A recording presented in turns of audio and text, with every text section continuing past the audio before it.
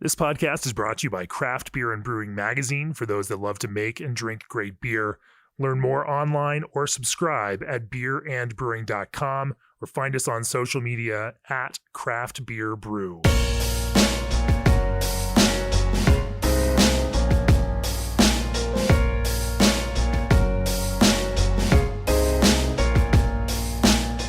Welcome to the Craft Beer and Brewing Podcast. I'm your host, co-founder, and editorial director of Craft Beer and Brewing Magazine, Jamie Bogner.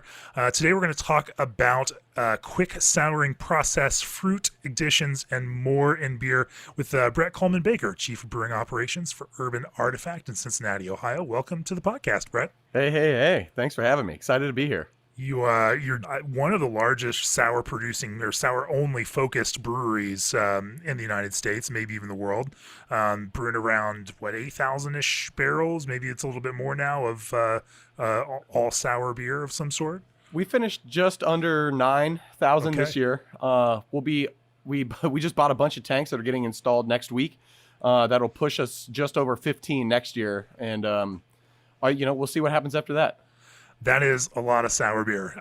Anyway, can't wait to dig into on varying processes, varying approaches to these quicker process sour beers. You also make longer process sour beer too. Yes. Before we get into that, nearly 2,000 breweries across the U.S., Canada, and Mexico partner with G&D Chillers. Innovative modular designs and no proprietary parts propel G&D ahead as the premier choice for your glycol chilling needs. Breweries you recognize like Russian River and Ninkasi, Jack's Abbey, Samuel Adams, and a bunch more brewers you've heard on this very podcast all trust G&D to chill the beer you love. Call G&D Chillers to discuss your project today or reach out directly at gdchillers.com. Also, haze for days in your IPAs. Carry BioHaze from BSG adds that perfect, stable, cloudy appearance for your hazy recipe. Made with all natural materials, BioHaze is a free-flowing microgranular powder that binds with protein molecules in beer that form polyphenol protein complexes to produce a cloudy haze. This unique product can be added to final beer to give your beer that famous haze. Find out more about BioHaze at bsgcraftbrewing.com or contact them at 1-800-374-2739. So, Bret, let's talk a little bit about your brewing background. How did you get to where you are now with Urban Artifact? What does that arc of your brewing history look like? Sure. So, got a degree in chemical engineering from Ohio University. Started a brew club while I was there, a homebrew club, and we basically brewed every weekend. And then anybody in the club could just come over to our off-campus housing, and we'd learn to brew together. So that kind of set the wheels in motion, so to speak. After school, got a job with Cargill while I was working on getting my diploma from the Institute of Brewing and Distilling in brewing science. And on the weekends, I was working at a distillery, Albany Distilling Company up in Albany, New York. From there, I moved to Kansas City with my wife while she was in school, and I worked at a winery. And then from there, started hiking the Appalachian Trail. And while I was on the Appalachian Trail with my wife, actually girlfriend at the time, this piece of property came up for sale. And there was a partnership opportunity for someone who wanted to open a brewery, but they didn't have any of the brewing background. And I had the brewing background and didn't have much of the architectural or taproom inclinations, which is what he wanted to do. So I was in between stops on the Appalachian Trail, got this notification from a buddy, like, hey, you need to check this out. So I got into hold of another person, said, hey, could you look into this for me? I'm going back in the woods for 4 days. I'll talk to you then. Get out of the woods in Dartmouth. And he's like, man, you got to get back right now. This is happening. So I flew back. 2 weeks later, we signed a big business loan. And my actually first ever professional brewing job is this one. So it worked out. I wouldn't recommend it for everybody because, there was a lot of dump beer and a lot of mistakes initially. But I think we're making the products that we're making, which is different than what most people are doing, largely because I wasn't stuck in any tradition or dogma from another brewery. And so for your first professional brewing job, you decided to jump right into the deep end and just focus solely on sour beer. Yeah. Well, while I was homebrewing, what kind of business planning, because you're thinking we're going to go take this giant risk, start up this brewery, and we're just going to make sour beer. Yeah. So the business plan was fun because it was all based on a hunch of going to homebrew homebrew events and different beer events, 10 years ago, and just seeing like, oh man, these homebrewers, they're getting into sours, and this is going to be big. And I know people are going to want sour beer, and I know that people don't like funk on the whole. So to me, the opportunity was, can I make a clean sour, and can I exploit this market opportunity? And so you can't judge any numbers based off that. So at that point in time, you just got to frame it like it's an IPA brewery. And then you go to your investors and you frame all of this up, and then you kind of drop the bomb on it. I'm like, yeah, it's going to be only sours. And they all look at you like, oh, you're psychotic. Like, that will never work. Sour beer sucks. And you kind of just got to charm and weasel your way in to getting buy-in. And then from there, things kind of took off for us. I don't know if that answered your question directly, but that's kind of how it worked for us. Well, it's certainly a ballsy move to go that route. And, having said that, there's something to be said for focus and intention. And if you know that's what you're going to do, then you have to be good at it. And if you're not good at that core thing, then none of it's going to ever work. I'm so happy you said that, because that's something I harp on with anybody who comes to us and asks about like a new brewery opening up, or like, oh, we don't really know what our thing is. Like, do you have any advice or whatever? And man, get rich in your niche. That's it. You hit the nail on the head. Have a thing, do it well, and become known for that thing. To me, the era of the generalist is dead, and even more so accelerated by COVID. And you look at in the past too, you look at these biggest breweries in the world and the longest lasting ones, Weihenstephaner, what are they known for? One thing. Guinness, one thing. Anheuser-Busch, before they turned into the global corp that they are, it was one thing. I'm so passionate, and it gets so riled up that more breweries don't open up and just have that one thing, because it works. Even in local markets, that getting, especially now in more populous areas where there are multiple breweries, at least having each brewery be a specialist and be known for one thing. Like there's something to be said for that. And I think if if you look back at the breweries that we talk to on this podcast, generally speaking, they're known for a thing. Sometimes it's a couple of things. Anyway, that's a whole nother. So you set out to, follow this path of making sour beer, and that you want to make some quote unquote clean sour beers on the less funky side, and kind of produce that. I mean, and certainly looking at that, acidity is not something that's alien to, American palates. No. From kids' candy to, to wine, and even in soft drinks that we drink every day, there's tremendous amounts of acids, and so our palates are familiar with those, and and it becomes a common thing. Sour beer has this weirdly polarizing kind of reputation for some reason, as it might, thinking that it's weird when, in reality, it's not that weird compared to all this other stuff. But talk to me a little bit about formulating that vision for how you're going to translate sour beer out there for a broader audience. So for us, it's about flavor. So I think that's where the disconnect is. And with few exceptions, especially around candy, you don't advertise things as sour, and they just are. Soda is acidic. Fruits are acidic by their nature. Like, yeah, sour candy is pushing as sour. But for us, the wider audience, it was a matter of trying to purposely use more tart verbiage versus sour and pushing the fruit flavors. I love non-fruited sour beers. Like a good sour wit, like Whitaker's sour wit. Oh my God, that's so good.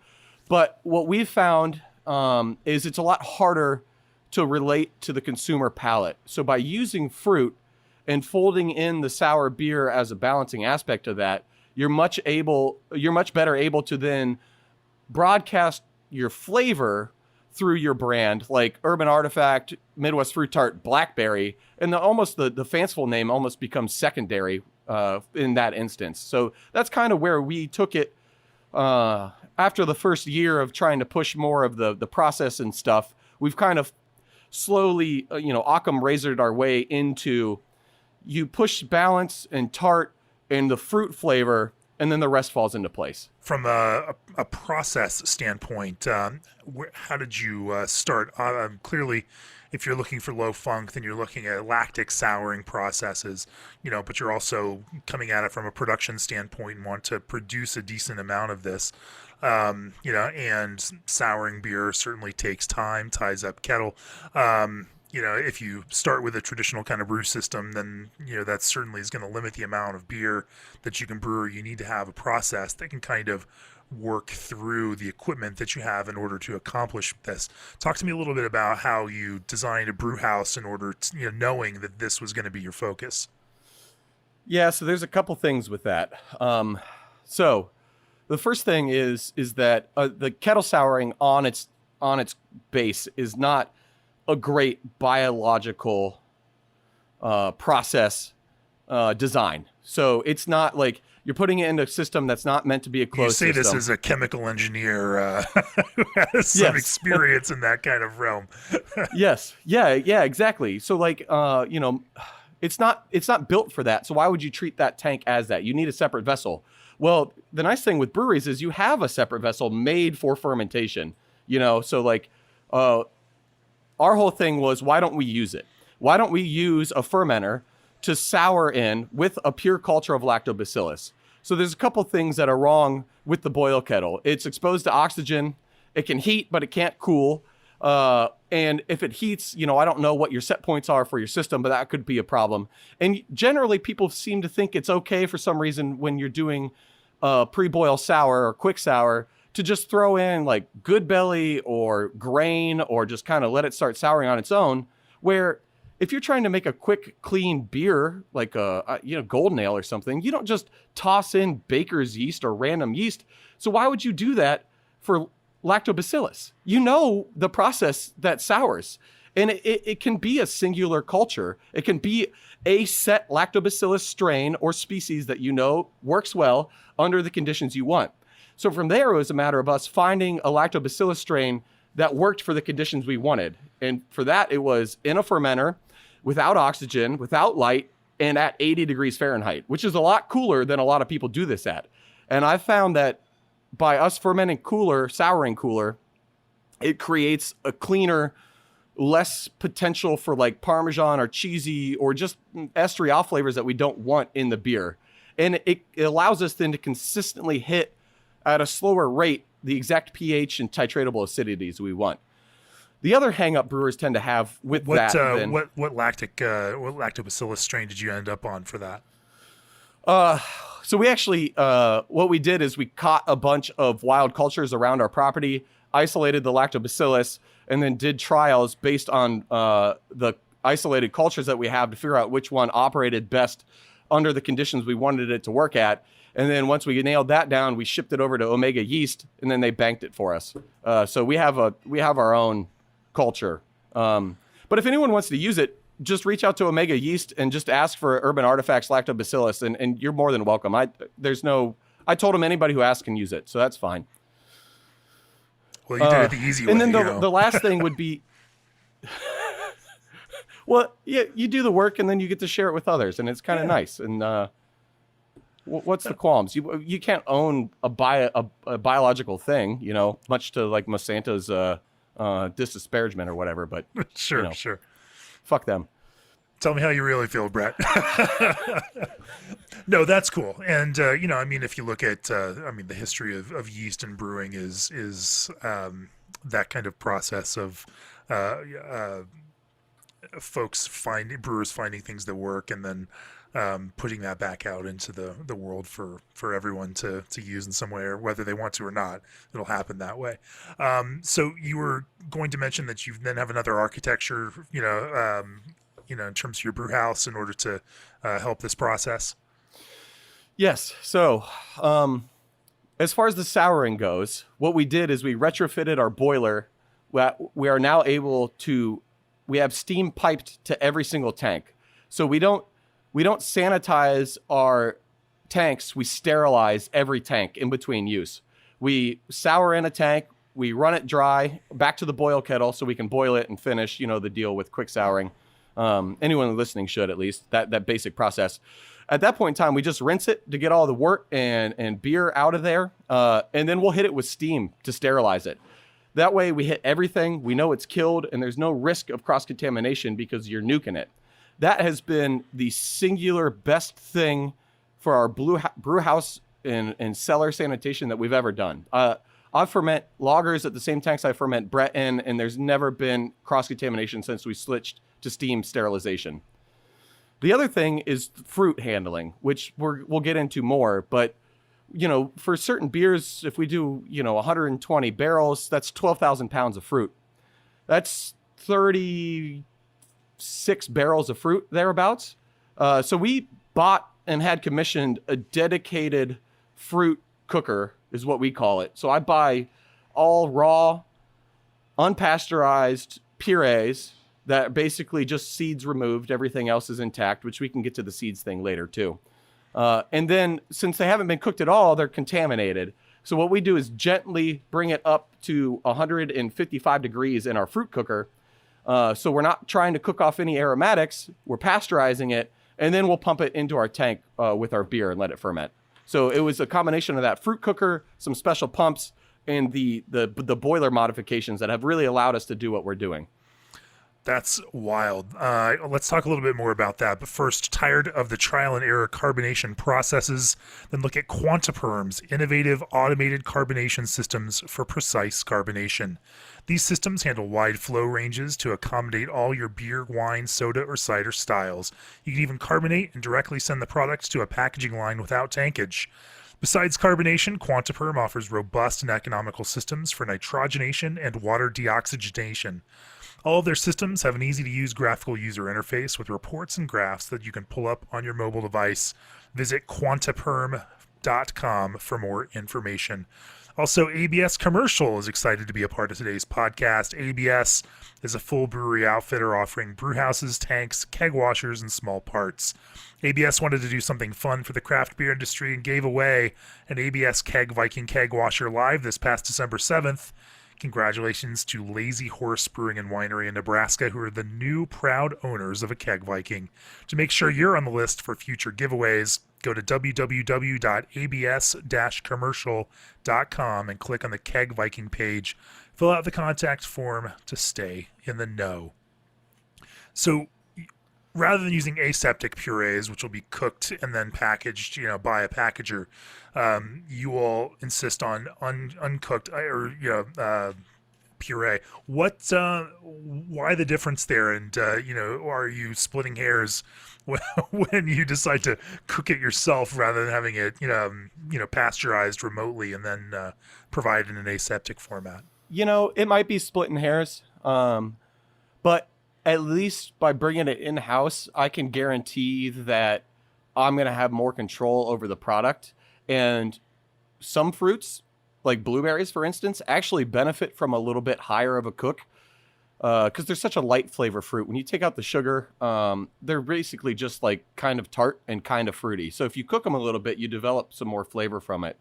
You also are able to then, something like cucumber, for instance, which we've done plenty of cucumber beers, that is very vegetal. And if you get that too hot at all, it's going to taste vegetal. So for us, minimum pasteurization temp is like just over 135. So something like cucumber, we'll bring it in and we'll just barely heat it up above like 138.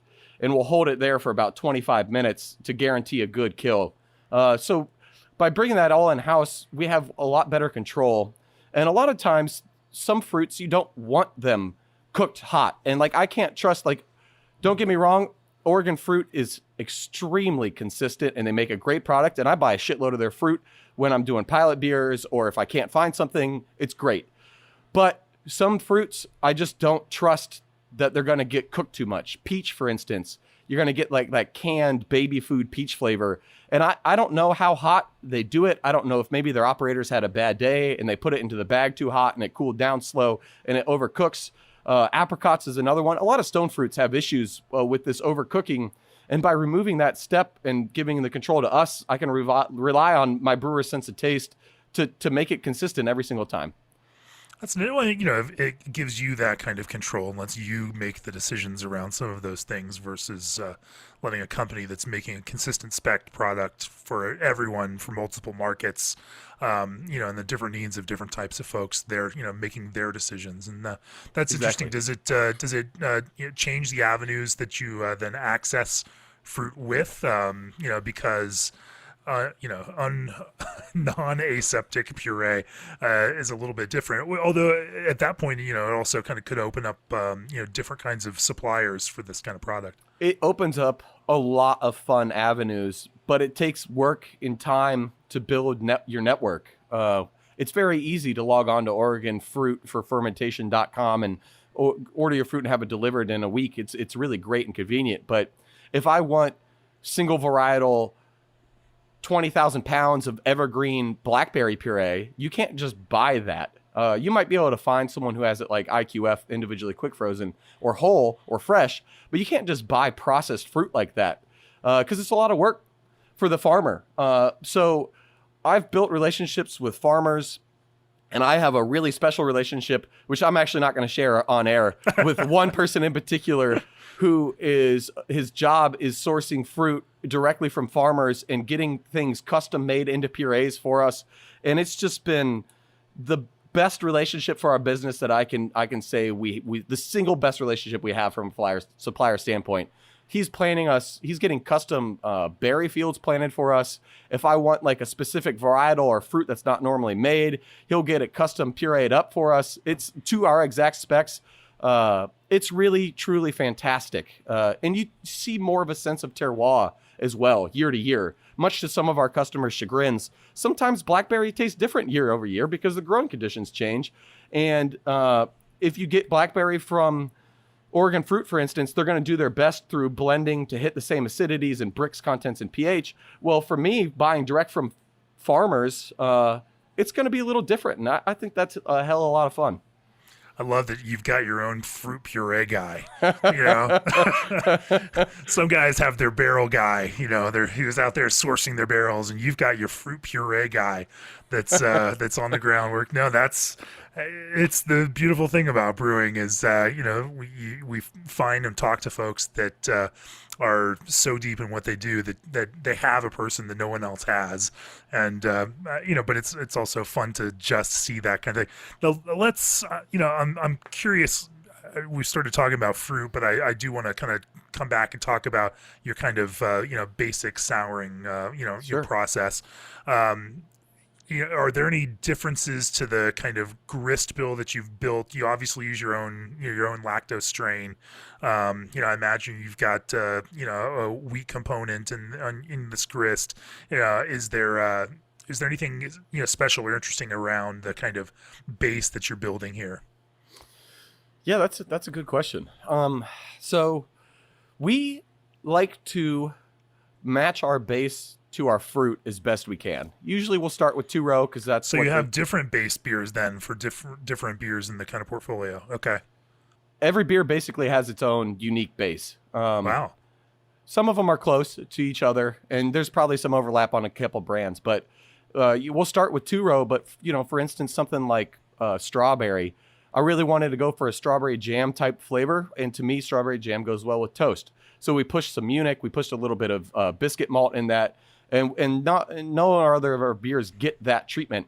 And we'll do the same thing. So for instance, we do another beer that's a donut inspired beer, which is 50-50 Vienna Munich.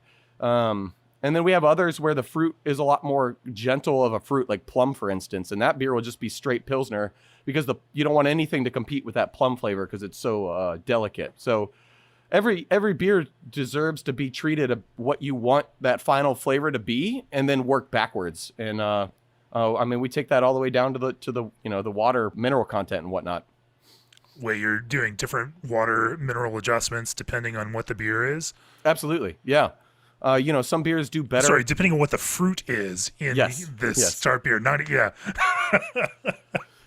Okay, now we're getting into a level of granularity that is really fascinating. Talk to me about what some of those concerns are as you're thinking about the different fruits in these beers.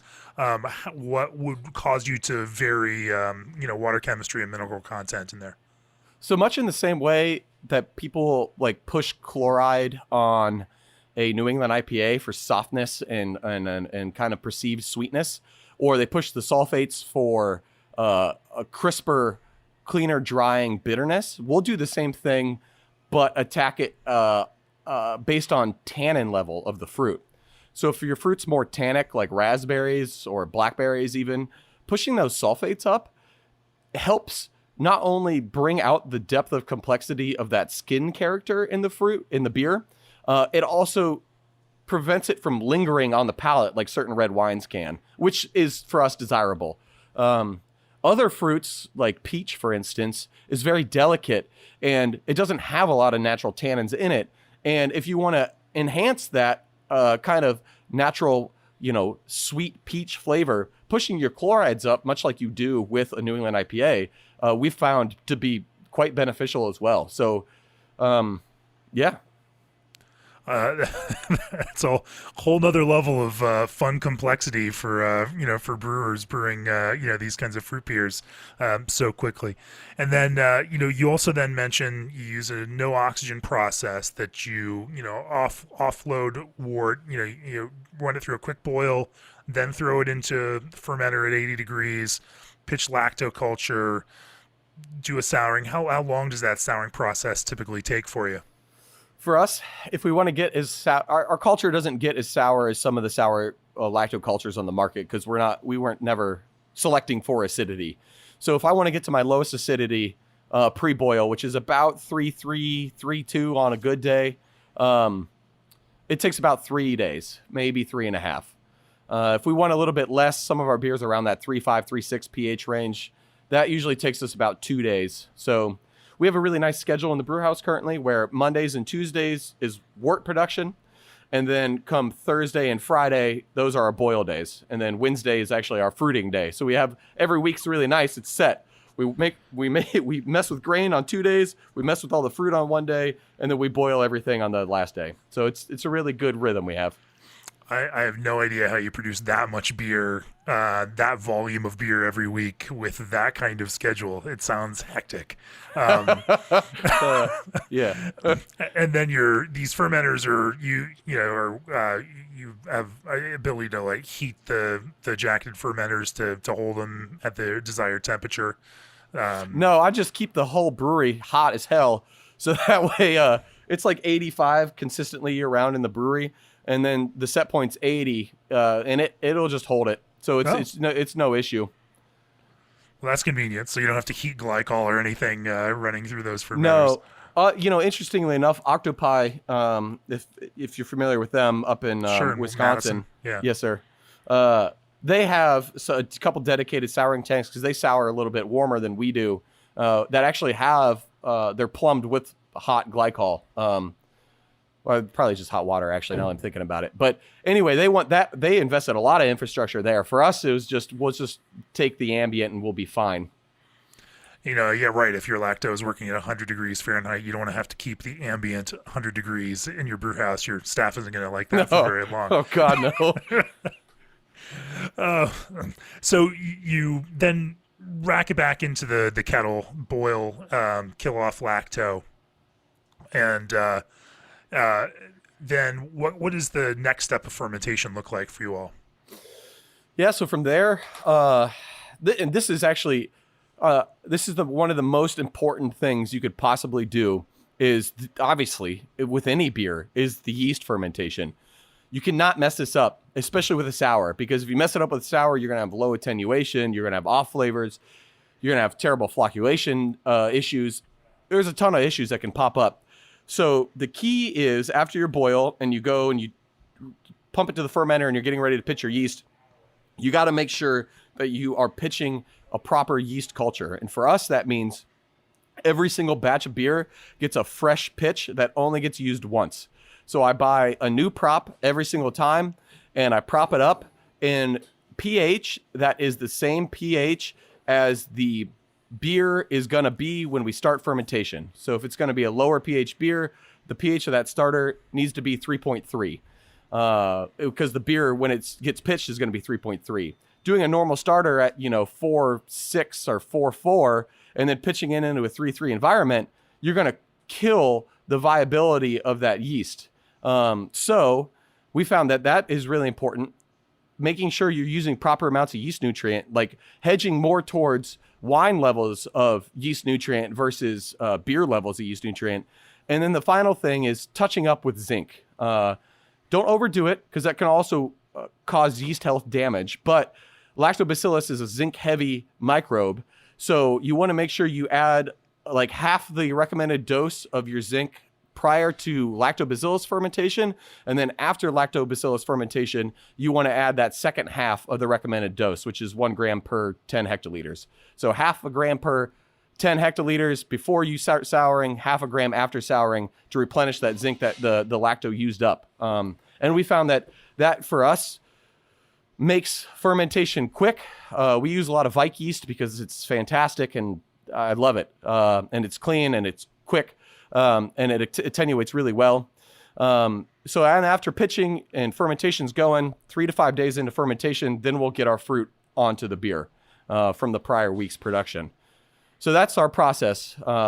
Thought being too, with the later addition of fruit, is that you're adding your fruit after primary has gotten done. So your yeast is still really active and healthy. You're lowering the chances of just having an out of control primary fermentation and blowing off, fruit flavor or aromatics. And you're able to push the ABV a little bit higher, much like, standard high grav brewing techniques where, you step nutrient additions, step sugar additions. By stepping that fruit addition, which is going to be a shitload of fructose and glucose and these simpler sugars, you're allowing the yeast to attenuate as much as it can on some of the bigger, maltose, maltotriose, shit like that. And then it can get back to the easy stuff for its final step and cleanup. I feel like that was just a lot of information. Right. No, you just, it's that makes a lot of sense. You're not giving it easy stuff to eat so then it doesn't get lazy and stop doing its job and not want to eat the harder stuff. Sure. I want to talk a little bit about then that fruit addition process. But before we do that, Craft Beer and Brewing's All Access subscriptions give you a year of the print and digital editions of the magazine, plus access to our library of video courses, a special deep dive email only for All Access subscribers, premium content, and All Access exclusive merchandise. Subscribers are the first to see every new issue, including our annual Best in Beer issue that's out now, and our new issue 43 that'll be out shortly. Go to beerandbrewing.com and click on the subscribe button to join now. Brett, let's talk about that process. Once you start adding fruit at what you were saying about 5-6 days in, after primary fermentation is finished, in order to just make sure that things don't get out of control there. But what does that fruit process of addition look like? Yes. So for us, it depends on the fruit and the fruit product that it is. But largely, if it's a whole fruit puree, which basically means a fruit that is everything that is a part of that fruit minus the seeds, and the seeds are an issue, which again we'll talk about later. That all goes in day 3 plus or minus from pitching 2 days. And what we'll do is we'll get all these drums of our raw unpasteurized fruit. We'll pump it into our boil kettle, or our fruit cooker is what I should say.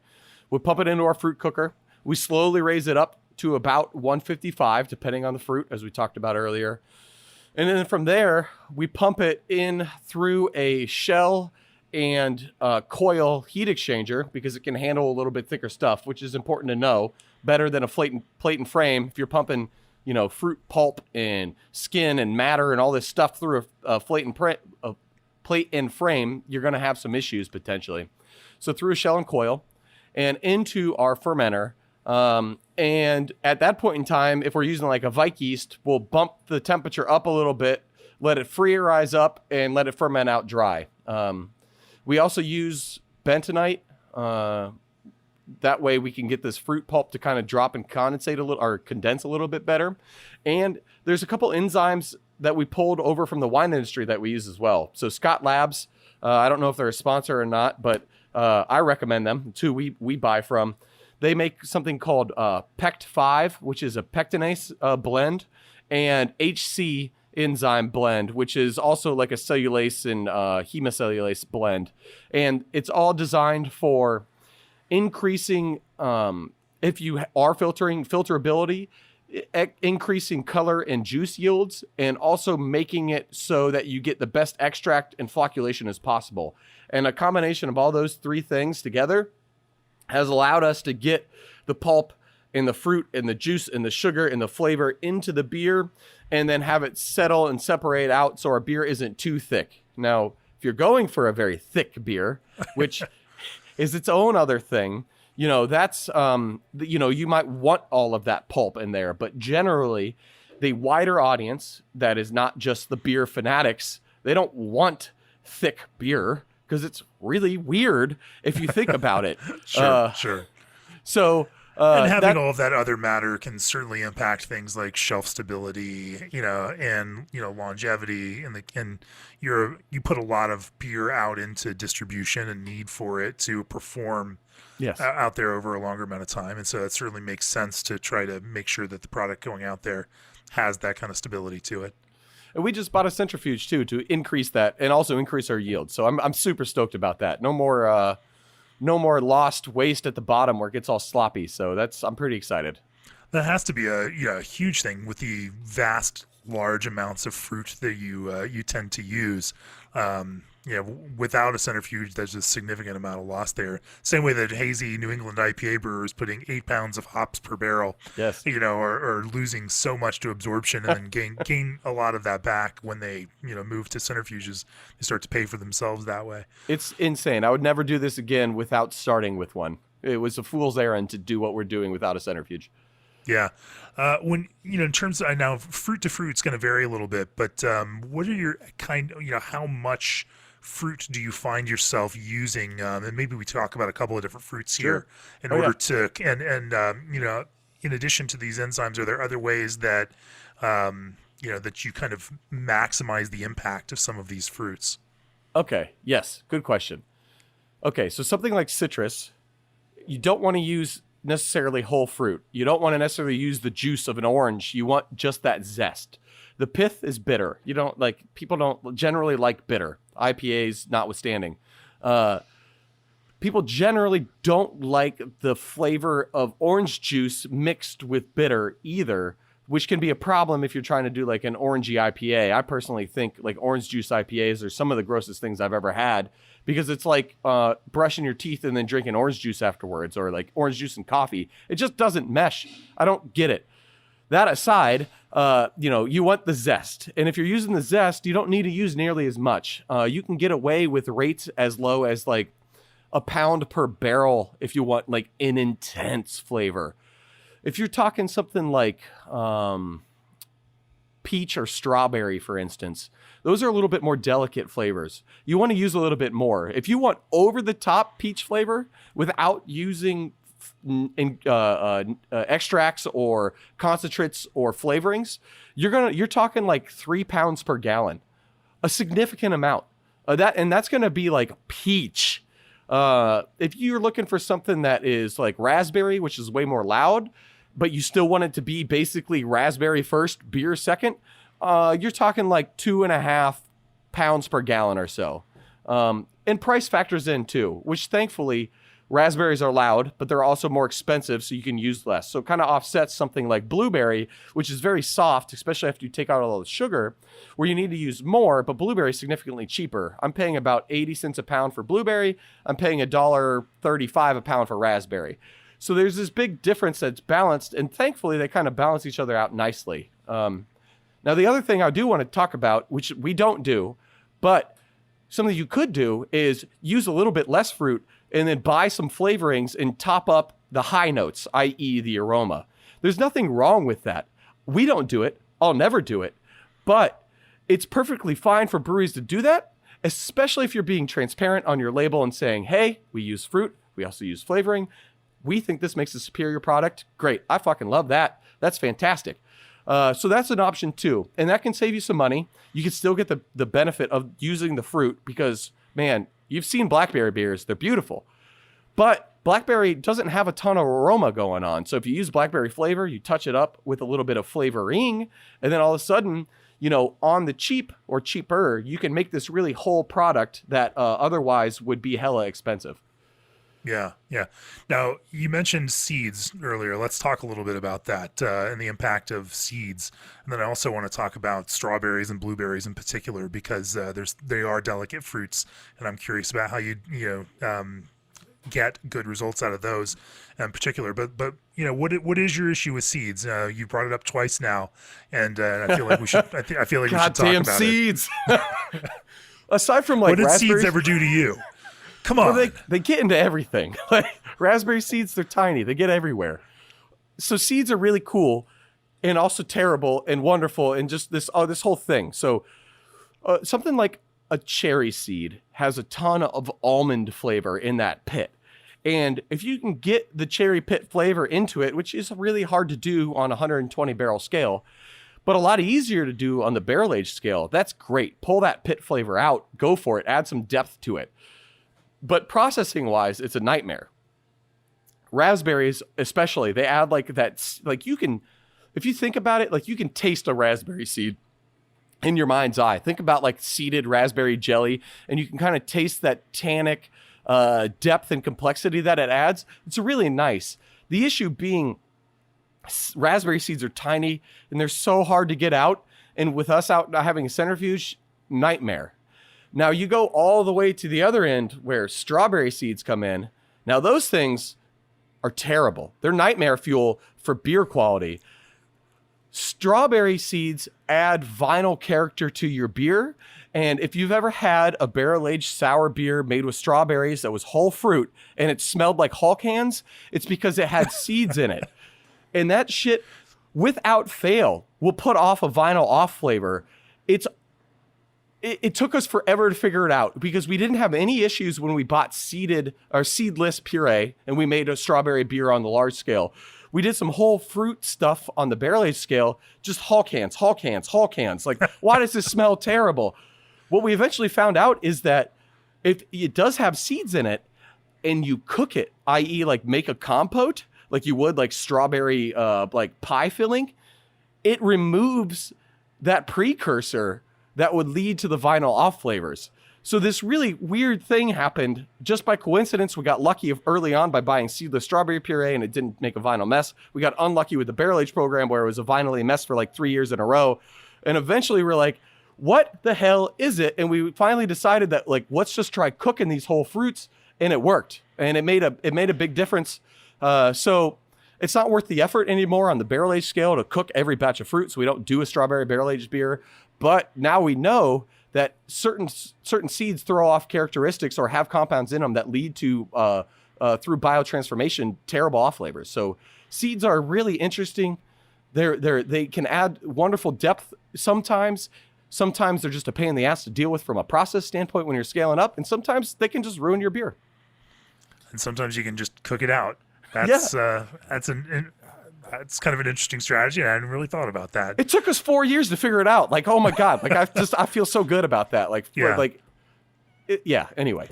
And I love that Hulk hands is your mental association for that vinyl, character. That it's somehow, yeah. You know that smell, right? Yeah, absolutely. You smell and it. It could be pool toy, or there's all sorts of other analogies that you can make to Yes. it. But Hulk hands, that's yours. Well, in a sideline way, you answered my other question, which is talking about how to get good results out of strawberry and avoid that kind of vinyl, plasticky phenol character that can tend to destroy those strawberry beers. Blueberries, similar kind of thing. They're subtle, but once you re-ferment out blueberries, they seem to become more kind of tannic and woody than they are what people associate with that kind of sweetness in blueberries. How do you kind of accommodate that within the beer? Man, so largely we don't brew blueberry beers on their own because of that, because there's a customer expectation around blueberry that it's going to be sweet and tart and mildly fruity. Well, like you were saying, they're more woodsy, which is wonderful, but not what customers want. So what we found helps is if you cook the blueberries And what we'll do is we'll bring them up to almost near boil if we're doing something on the larger scale, and we'll cook them for a couple hours to really get some of those Maillard reactions and deeper flavors to develop. And it really works out well, but it's a different product than what a fresh blueberry would be. There's also, which I don't know, I think my business partner Scotty was talking to you, but what I found works really well is, so, people freeze dry fruits. And the cool thing about freeze drying fruits is you take out all the water, but they still taste like fresh fruit. So now think of this. You got dried fruit that has a lot of sugar in it. Think of the other thing brewers use that is dried and has a lot of sugar in it. Grain. Now you can make a high ABV beer just using grain. Well, guess what? If you take freeze dried fruits and add some water to it and pull out all that sugar, you can make a high ABV beer with freeze dried fruits that you wouldn't be otherwise, because you're not watering it down with all the water that's naturally found in fruit. So we're able to make fruit beers that are like 16% alcohol just by using freeze dried. Now the caveat here is that it's hella expensive. We're talking like $25 a pound, and you need to use like a pound per gallon to really get to do what we're doing. But by doing that, we've made the most true blueberry tasting beer I've ever had in my entire life. And I couldn't be more excited to brew that beer on the large scale now that we figured it out on the fall scale this coming year. This freeze-dried world is going to it's going to be big for us. I'm so excited. So I know what you're talking about, but I don't know that you just completely explained it to people. You are developing more beers using freeze-dried fruit in order to, and also pushing into kind of higher ABV realms with that kind of thing. Now, there's the first question that comes to mind is TTB. The US TTBs, with your brewing license is going to demand that 51% of your fermentables are coming out of malt grain and not coming out of fruit. Otherwise, then it gets classified as wine if it's coming out of a fruit side. How do you balance that equation, especially as you're talking about you're making a 16% fruited sour beer here? Well, it's 8.1% beer and 7.9% fruit. That's basically what it comes down to. You can kind of fudge it if you use Beersmith. If anyone's listening, use Beersmith. Just take grain and change the starting the potential, the sugar potential, and just change it to whatever the sugar potential is for your fruit, which you'll be able to get in for freeze-dried fruit off the spec sheet. So that's all I do, and then it's just a simple matter of calculations. And it's you're right. You can't go more than 50% fermentable from the fruit, but you can go up to 49%. pushing that limit. Sure. From a consumer perspective, that's an interesting one to see beer. And I remember tasting one of yours this past year, which was, maybe a 12 or 13% raspberry beer. And I remember looking at it and thinking, my God, that's a category apart from, most of the other beers that we're tasting it with, because just, that's just not really a category that people think about of kettle soured, quick soured beers that are in that kind of ABV range. But on the flip side, people consume wine in that ABV range all the time. Exactly. Then that's kind of how we actually pull a lot of processes from the winemaking, even to get up to that 10, 12%. We have to chapitalize our beers, which is fancy wine speak for adding, fucking table sugar. There's nothing wrong with that. And you can fancy it up for the customer and they eat that shit up. You call it chapitalizing. You use French terms. You use the German terms. It's basic stuff, but people like that because it shows what you're talking about and doing. And it also highlights to me that it's not inherently wrong to do something like that, as long as you're being honest about it and you're doing it to make better product, not doing it to cheapen your product. Sure. You're trying to make it palatable and make it something that people are going to enjoy drinking. Since we're talking about winemaking processes, another thing that, winemakers spend a lot of time doing is understanding the acid makeup of their beers. And as you're starting to talk about so much heavy fruit additions, you also start introducing other acid components, into beers with that kind of fruit. You're either talking about citric acid, you can be talking about malic acid, and so then you're talking about a blend of different acids in addition to the lactic acid that you've intentionally added to the beer. Talk to me a little bit about how you work with those varying acids in order to understand the way that all of them build a perceptible whole of acidity for somebody drinking it. Oh, that's a wonderful question. So acidity, man, it's so much fun. There's a difference, I think, that the brewer needs to understand, because their customer isn't going to understand. There's a difference between actual acidity and perceived acidity. So with that in mind, we are in the realm of lactic acid, which I think is a really good neutral acid. It's not too soft. It's not too in your face. It's just good in the middle. It lends itself well to basically anything. We don't add any acids to our beers. That's another good technique that you could do on the back end, much like adjusting high notes with a flavoring, topping up your beer, so to speak. That's fine. And if you are doing that, and if you're not, it's good to consider something like citric or malic is going to be a lot more candy-like. Most of your sour candies out there are made from citric acid, like your Sour Patch Kids or Sour Skittles. Your more like extreme sours might be a lot more malic or higher on even tartaric acid, which is more prominent in wine grapes usually. So when you're doing that, it's important to consider not only the type of acid the fruit's bringing to the table, because that's going to affect the overall balance, but how much. So something like passion fruit is over the top sour. It is so goddamn in your face with acidity that you have to be careful that you don't overdo it, or you're going to strip an animal off your teeth.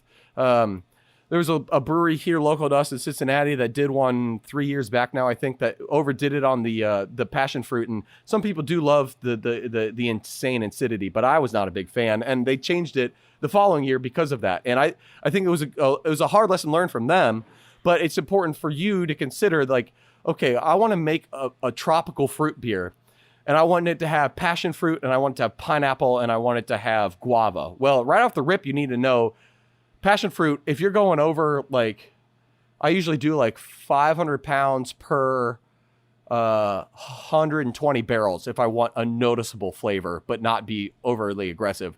If you're going much over that, you better dial back on that pineapple, because pineapple is high acidity as well. So you may want to lean more on guava, which is a little bit more neutral. So it's just really important to consider that acid base, or if you're using something that's really soft and you want to punch it up, like plum, for instance, or peach. Peach would be a great thing to do if you don't want to use flavorings for whatever reason, but you're okay adding acids on the back end. Man, if you make a peach beer and punch that up with a little bit of citric on the back end, you're going to really push that peach rings type flavor, and a lot more people might find that palatable without being like, oh man, this is so sour from the citric. Well, it's like, oh no, this is great. This is so candy-like, but it's still not sweet. It's just perceived that way because of the citric. So I don't think I actually said anything really terribly concrete, but like you were saying, it's really important to consider the acid blend, because it is going to have a huge impact on the final product. Yeah, the other thing that you're just hinting at right there, is that perception of sweetness, which, given that you're re-fermenting these fruits out and they are, relatively dry, that little bit, you did mention, by cooking, creating some more complex sugars and some Maillard reactions, that you are potentially leaving some unfermentable, sugars in there that will help provide some of that impression of sweetness. Are there other, kind of tools that you use to increase that perception of sweetness so that, it helps balance out that acidity? Yeah, I think you know the answer to this too, but it's you may have talked to me about this before for a brewer's perspective in the magazine. Yeah, I mean, the simple answer is vanilla. It's great, and it doesn't take a lot, and I know some brewers are going to be incredulous, but I'm telling you right now, 30 grams per 1,000 gallons, so 30 barrels-ish, makes a huge difference. Like it doesn't taste like vanilla, but it adds this rounding out and softening and perception of sweetness. Now, modern day trends too are kind of shifting a little bit, and people are getting more into these alternative sweeteners and sugars and stuff. And I've actually just started mucking around a little bit on the tabletop scale, but like there's options with like people are getting into monk fruit, which basically tastes like sweet and low, but it's natural. There's erythritol. There's stevia. Stevia. There's all these polyols that you could get and mess around with too, that will add sweetness without actually adding calories or like over the top like syrupiness. There's also the everyone's favorite milk sugar, lactose. Perceived sweetness, perceived acidity. It's kind of crazy. You put things in people's minds with your label and your artwork and the use of certain ingredients, and you can really kind of shift the narrative one direction or another. It's, God bless beer drinkers, but man, depending on what you do, you could really manipulate the situation to your advantage. So wait, what are you saying there? You're saying that the way that you write a description on the label or on the untapped description of your beer is going to impact the way that people perceive sweetness and acidity in the beer itself? Oh, 1,000%. Yes. Okay, now that's fascinating. Let's talk about that. No, taste happens in your mind. Certainly the sensors on your in your tongue and the aroma receptors in your nasal cavity are creating a sense that it's sending to your brain, but it's your brain that's processing that and putting it all together. And so, that same brain is accepting inputs, visual inputs, taste and aroma inputs, but it's also accepting inputs in terms of expectation and, I said visual and others. And all of those feed into, what that ultimate perception ends up being.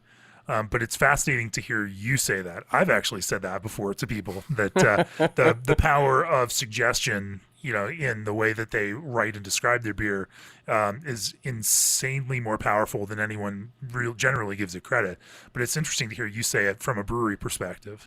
Oh, it's hugely important. And like most brewers, I have an obsession with checking Untapped every morning, which I definitely shouldn't. But even just anecdotally speaking, we made this beer called the Toomey, and it was made with Kaja, which is a type of wild plum from the Amazon. And to me, it had notes of tomato, like tomato leaves and underripe, like yellowish tomatoes. But it also had huge notes of like banana daiquiri and just like tropical fruit drinks that you'd have on vacation. So I took this with the beer. I pulled some out of the Bright, and I took it over to a family get together. This was a couple years ago, and I was there with my business partner, and he pitches this beer because I was talking to him about like the tomato aspect of it, and he leads with tomato to all of our family, and no one fucking liked the beer. Surprise, surprise, because they couldn't get tomato out of their head. Well, the next time we took this beer and pitched it again, we didn't mention tomato at all, and guess what? It ended up being one of our best beers on Untapped as far as is rated, and it was draft only, which is also a knock on Untapped. And granted, Untapped's not the be all end all. We don't need to get into all that. But the fact that like this beer was so highly liked, but on the first people we talked it to, we just pitched it a little bit wrong. That highlights, just like you were saying, the importance of setting the right stage for people's flavor experience. That suggestion is so powerful, and you're right. I love to do that experiment, look at a brewery that's describing a beer one way, and then look at people's Untapped comments. And, more often than not, then, the judgments start, running around a binary axis based on what that expectation is. Oh, I really taste this. Oh, I don't taste enough of this. Oh, yes. And so there you set a singular expectation of it has this, and then people's judgments aren't, well, whatever that is, it actually tastes like this. No one ever says that. It is simply oh yeah, I really get that, or no, I don't get a lot of that, and and so it becomes you create an argument, but you create a very limited argument around that. I mean, when we are judging beer, we always go back and forth on that. Do you talk about the special ingredients? And some of our judges just love to go into it blind. Don't tell me. I want to describe what I'm tasting, and it may not be what the fruit is and that special ingredient that a brewer puts on it, but it's it is also more interesting to see how it is actually conveyed and what that is when there is nothing setting an expectation for that. Because you're right, when you tell people what it's going to be, then it all gets centered around, or most tasters, now Yes. we'll I'll get a fruit and it'll taste like, I understand that that's what's in it. This is what it actually tastes like, to me. And we can kind of create that, we've been doing it long enough. You can kind of, work that kind of way. But that is really interesting that, that you can massage. I don't want to call it manipulate, because that sounds so, It's not a bad word. Evil. And, you can condition the kind of response for that kind of thing. Now, having said that, like if you set up the expectation and you don't fulfill it, then Also there's a this problem. huge, consumer letdown from that perspective. Yeah, expectation management is huge. You're right. It goes both ways. And for us, so we make this one product, which we were talking about earlier, but Operation Plowshare. It was originally created 5 years ago as a jelly donut beer. Well, what fruit beers are and have become in the craft beer consumer mainstream is vastly different than it was 5 years ago. Sweet beers are very, very popular right now, and we don't make any sweet beers. So our donut beer, that was originally a donut beer, was not sweet, but it had notes of the donut and it had the filling and all that good stuff. Well, what we found is over time, as sweet beers become more popular, especially sweet or fruit beers, people have started rebelling against the expectation that we were setting, that they're thinking this beer is going to be sweet because there's so many other breweries out there doing sweet donut beers. So this year, we actually rebranded it as just a blackberry Midwest fruit tart, dropped the donut story, changed the artwork, didn't change the recipe a lick. So much better received. Insane. But you're right. Our expectation was pushing it too far the other way. We were saying it's something that people have grown accustomed to not. So we backpedaled that a little bit on that messaging because the landscape changed and it worked in our favor. That's really interesting. And I think from this perspective, I try not to take a judgmental approach to consumers tasting this. That people approach these beers from a whole wide range of different backgrounds and contexts, and as a brewer, there's always that balance between making what you want to make and adhering to your creative vision and making what consumers want to drink, and finding the kind of nexus between those two things, because I think there has to be some nexus there. It can't be all one thing, it can't all be the other thing. If it's simply fan service, then any kind of vision or structure falls apart, and your brewery just ends up going after pop hits, and there's no sustainability there. You're right, there's not a core and a vision that's driving it. But on the other side, like if you're not making beer that people want to drink, then you're just not going to be in business for very long either. And so there has to be that kind of nexus between those two things. But people also want to feel like they can participate in that experience, and they want to feel like that, and they want to feel the positivity of that validation. And so it's a hard thing, and I think that's one thing that makes beer more interesting than wine. Well, I shouldn't say that. I love wine, but wine is a more difficult subject for most people to dive deep into, because the differences are so subtle. And beer, especially fruit forward beer, does not necessarily dive into that kind of minutia. But people can you imagine if we did? Wouldn't that be great? That would be interesting. We can just dissect different blackberry varietals on a daily basis on what works best with Saison versus what works best with lager. Man, I would love that. Yeah, it's like senior or sorry, grad students discussing the finer points of philosophical points. Like Right. there's a value to that. There's nothing wrong with that. It's but most that's not where most people are going to be, It's and so intimidating. sure, but people want to feel like they can participate in it and that it's accessible to them and they can, I always describe it as like, customers want to find their own win. They want to find, oh yeah, I totally get that. And they, and that kind of gives them a feeling of engaging with it. And that's something that beer, certainly at this phase in beer's development, makes possible for people. Now, Well said. I think where we are with beer right now is not where we're going to be in 10 years, and it's not where we're going to be in 20 years. It's where it is right now. And so I think it's also, gosh, I'm just soapboxing on this one now. But I think that a lot of people judge beer where it is now. But it's not, this is not the end point. This is not, the maturity point even. Wine, California wine is, 150 years in. French wine is many hundreds of years, older than that.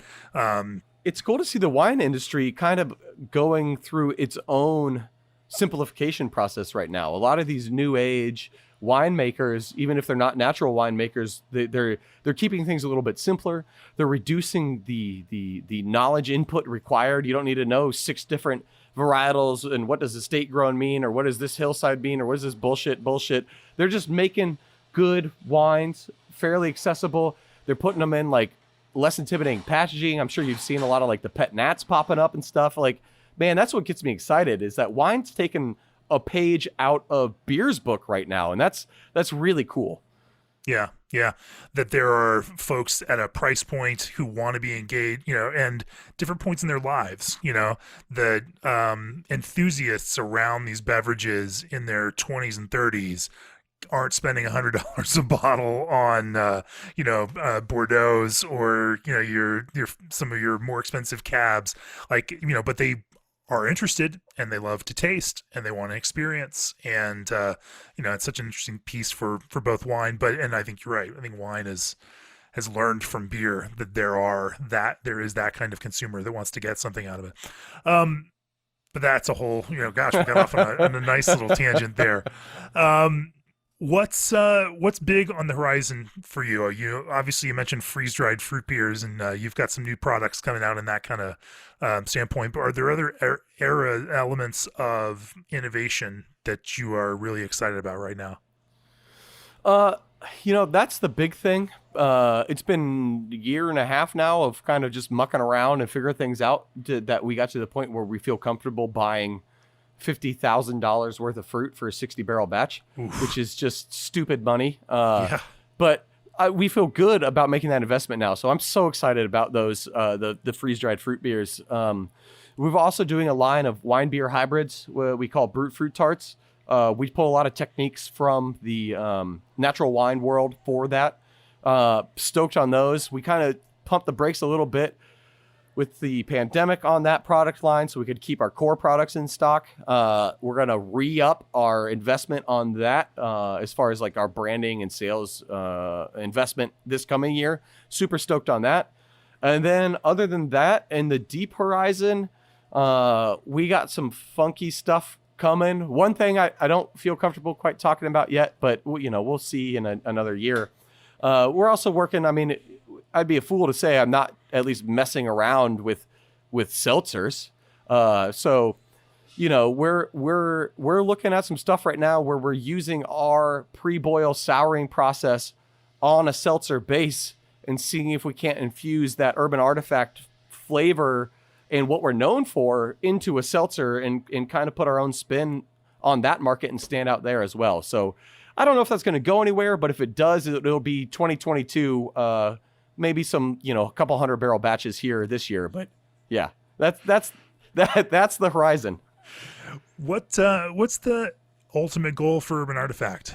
For you and your partner, what does success look like, and when will you know that you've achieved it? Sustainability, 100%. I don't know what it is about capitalism where you have to grow, and if you're not growing, you're dying. I kind of think that's horseshit. I want to get to a point where I'm paying all of my brewers wages where they feel comfortable that they don't ever have to leave. They feel comfortable where they don't have to necessarily move up the promotion ladder, so to speak, where they can buy homes, they can have families, they have health insurance, they're taken care of, and they're just really doing their best creative life at the brewery. They're being them best selves, and we're all kind of doing this and showing that capitalism can be sustainable, and it can be a thing where it isn't just trickle down horse shit. It can be, we all rise up together.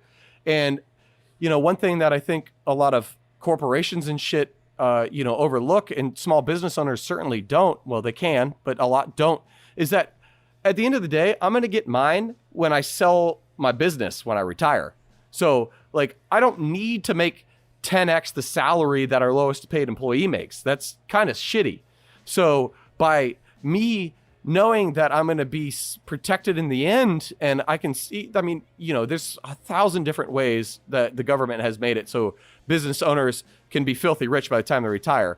So if I just keep doing what I'm doing and invest in the company and invest in the employees, we are going to be sustainable, not only from a capitalist standpoint, but from our beer standpoint. And I hope that, if I'm dead and gone 300 years from now, people can look back at me and be like, just like Arthur Guinness, and say, that guy was a prick, but he made great beer and he took care of his people. And, he could have done a lot of different things. And he bought fruit from South Africa. And that idiot should have known that, obviously slave labor was involved in that guava he bought. Well, yeah, you're right. But I'm doing the best I can. And so I just want that for everybody. I just want everybody to be able to do the best they can and be as good as they can in the society and culture in which we all live. Hopefully that wasn't too weird. People will remember how you treated them long after they forget how something tastes. I hope so. Yeah. Hopefully say, well, I'm just an asshole for most people, which, I get it. I'm brusque and I speak my mind. So whatever. If you don't know me and you think I'm a dick, whatever, go fuck yourself. I think you are too. But as we sit down and have a beer, there comes the learning and the understanding. Anyway. Well, I didn't ask you to be on this podcast because we were timid and we're afraid to share your opinions. That's definitely for sure. G&D Chillers is your premier choice for your glycol chilling needs. Get haze for days with Carry BioHaze, available from BSG. Quantaperm's innovative systems offer precise carbonation. ABS Commercial gave away a Keg Viking keg washer, and sign up at abs-commercial.com for future chances. Subscribe now to Craft Beer and Brewing to support this very podcast. So Bret, if people want to learn more about Urban Artifact, whether it's in the digital realm or whether it's in real life, where do they find you guys? We're in Cincinnati, Ohio, so come check out our tap room. We're carry-out only right now during the pandemic. You can also hit us up on our website, artifactbeer.com, or you can buy our beer online. We ship to currently 10 states, artifactmerch.com. And if you're a music aficionado, which we didn't get to and we don't need to get into, but we have our own radio station, 91.7 FM HD2 WVXU in Cincinnati. You can check us out there if you're local, or go to radioartifact.com. We play nothing but wonderful indie music. We also have albums you can download and all this other wonderful fun stuff. So tons of shit. Check us out. Just Google Urban Artifact or Radio Artifact and you'll find us. Now you're speaking my language. Bret, thanks for joining me on the podcast. Cheers. Thank you. Cheers.